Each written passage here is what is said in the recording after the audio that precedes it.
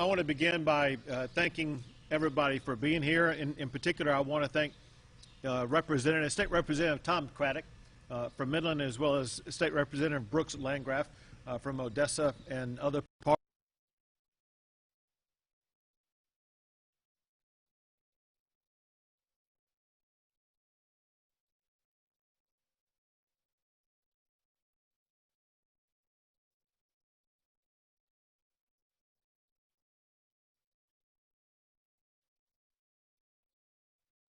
So thank you very much.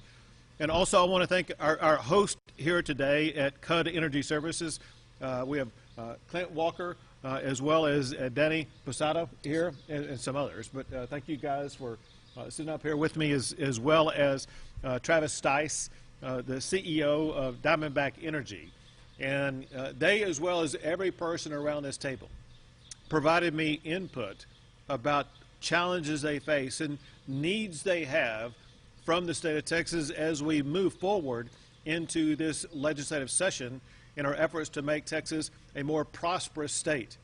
And part of being a prosperous state begins with protecting the most important sector we have in the state of Texas, and that is our energy sector. Let me recount for you a comment made by Jesus Macias earlier. He said that one thing that he and his peers want, the blue-collar workers who are working on the front lines every single day in the energy sector, they need to know that they're going to continue to have a job. And they pointed out that it's a mistake, it's wrong for a president or anybody else to act like, well, their job can be ended today and they just can be retrained to do some other job. That's just not how real life works. And it's certainly not how it works for them to be able to pay their bills and take care of their families and buy the food they need, etc. And so we're not here in the state of Texas to say that people need to change jobs. We're here for a singular purpose today. I'm in Midland to make clear that Texas is going to protect the oil and gas industry from any type of hostile attack launched from Washington, D.C. President Biden's embrace of the Green New Deal is a job killer in Texas.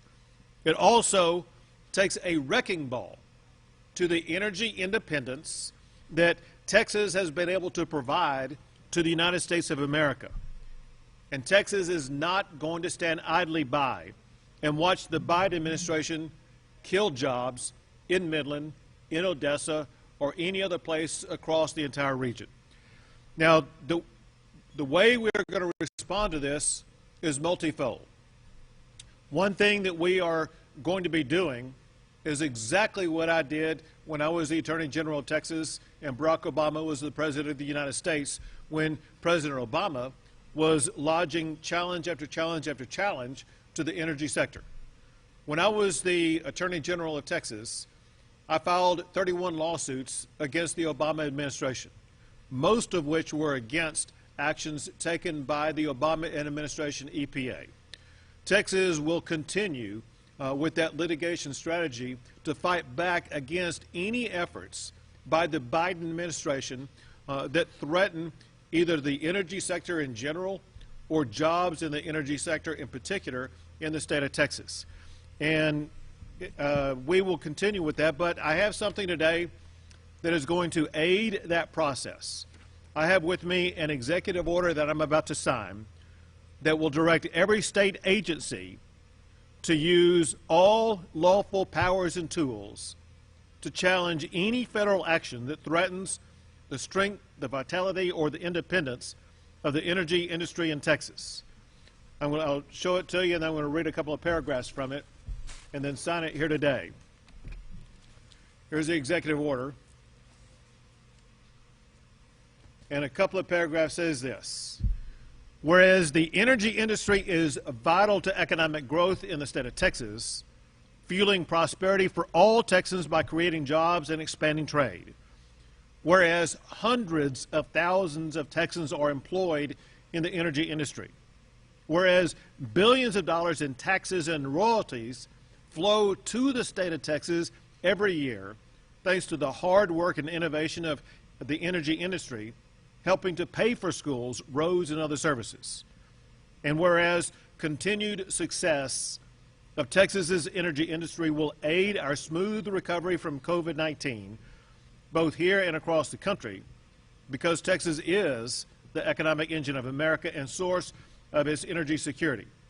And whereas regulatory overreach in the energy sector can damage the stability of the Texas economy and the livelihoods of countless Texans, and whereas on his very first day in office, President Biden signaled extreme hostility toward the energy industry and toward Texas by rejoining the job-killing Paris Agreement and signing Executive Order 13990.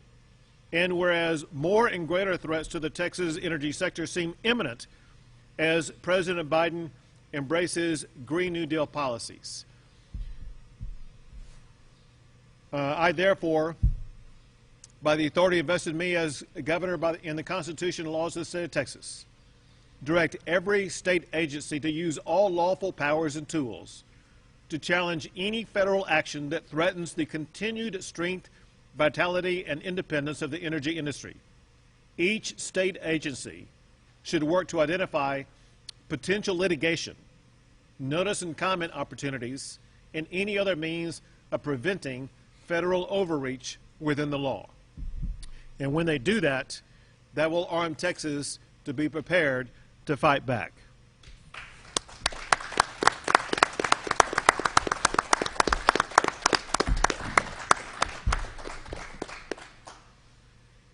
This is a homework assignment for every state agency in Texas.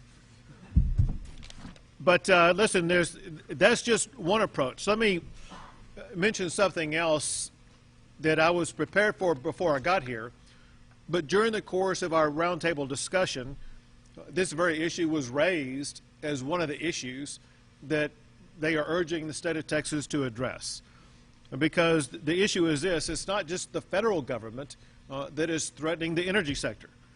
Local governments around the country, and maybe even some here in Texas, are acting to derail the oil and gas industry and raise energy costs for families. One notable example is that in cities like San Francisco, they are banning natural gas in new buildings. That includes things like stoves, ovens, furnaces, water heaters, etc. In Texas, we will not let cities use political correctness to dictate what energy source you use. So I am supporting legislation that prohibits cities and counties from banning natural gas appliances.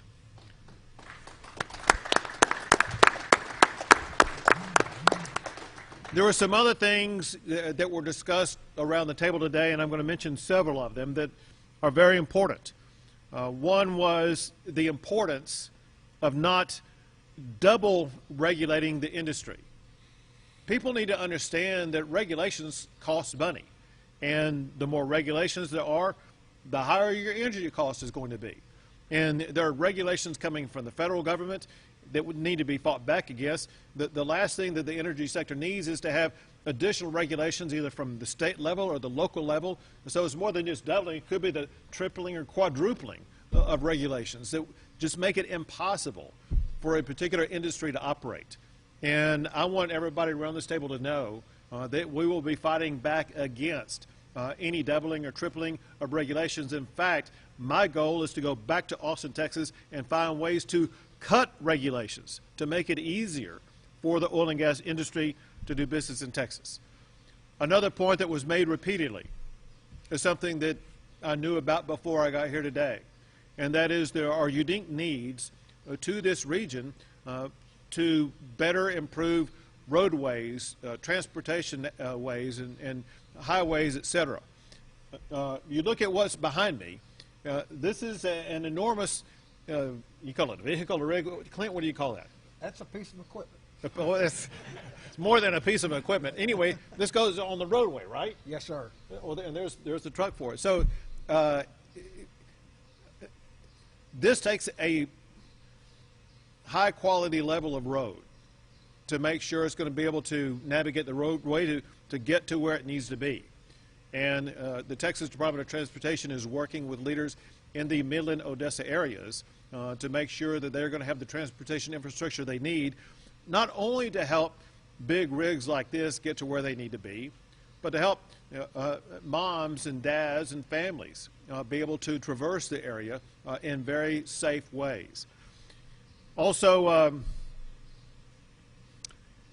we talked about something that's hugely important for the future of the state of Texas in general, but applying it to this region, UT Permian Basin has job-skilled training programs that are important for the energy sector. Some may be important to other sectors. But I want to underscore the importance that the state of Texas puts into these job training programs, knowing how prolifically they can change and alter and improve the lives of the people who get that training, but also how essential that training is for the employers that want to hire those employees. Another thing that was mentioned were some current concerns that were raised about neighboring states at the state level beginning to come up with legislative proposals that could impose Green New Deal type policies in those states, and wanting to make sure that would not happen in Texas. And I made clear to them, I'll tell you what I told them. I said, if anybody passes a Green New Deal type policy in Texas, it will be met with a governor's veto and not become law in our state. And then the last thing is, and I didn't mention this to you guys earlier, but this is something that I've already announced, but I just want to make sure that the business operators around here know about my commitment to these policies. Over the course of the past year, businesses like these have been open during the pandemic, and they've been providing good paying jobs and providing energy for the entire state of Texas. The point is this: I want to see, I'm talking to our legislators now, I want to see a bill get to my desk as quickly as possible, providing civil liability protection for any business in the state of Texas that opens safely, that operated safely, to make sure that they will not be in the crosshairs of lawsuits that could put them out of business. Another thing that's important that we learned over the course of the pandemic, and that is the vital role that broadband plays in our lives. We've seen it prolifically in schools, and about schools early, and so much of learning these days is taking place through Zoom classes. We've seen it in businesses. We've seen it in medicine through the use of telemedicine. Unfortunately, not all areas of the state of Texas have the same access to broadband access, and we need to correct that this session. We want to make sure every zip code across the entire state of Texas has full, equal, and robust access to broadband access.